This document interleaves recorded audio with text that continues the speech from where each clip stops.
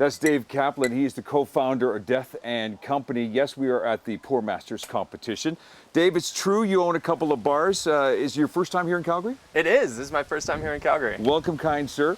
We are excited to have you here. You are a guest judge of this competition. I am indeed honored to be so. What qualifies you as a guest judge? That's a good question. I mean, I own a bunch of bars. We wrote what I believe is a great cocktail book this past year. Came out October 7th. Nice. Name Name of the book? Death and Company, Creating Modern Classics. There you go. Excellent. And been fortunate enough to work with Grey Goose over the past year. So yeah, feel lucky to be here. It's been quite a competition as well, too. Mixologists. Are they bartenders? Bartenders or mixologists.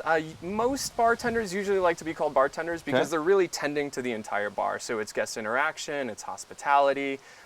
You know, they fancy themselves a bit more than just drink smiths or drink makers, which is really what a mixologist is. You're putting together one of your favorites. What is this, real quickly? I am. So this is just a basic twist on a martini. So we're doing 2 ounces of Grey Goose, nice, of course.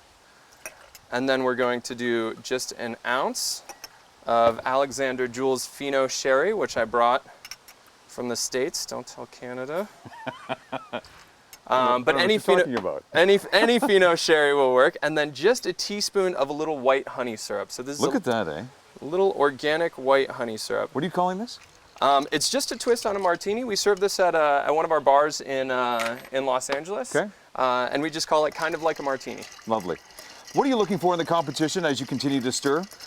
So in the competition today, we're looking for creativity. We're looking for how people interpret the rules, which is kind of one of my favorite things of a competition. Carbonation is a key as well, too. Carbonation is a key as well, and then garden ingredient. So, and that can really be almost anything. Anything from the garden, as I water our garden here. It can be almost anything from the garden. So we've seen some really lovely use of foraging in the past.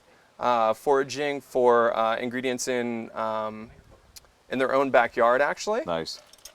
And then maybe somebody might bring in a lawn. You never know. Dave, you keep going with what you're doing.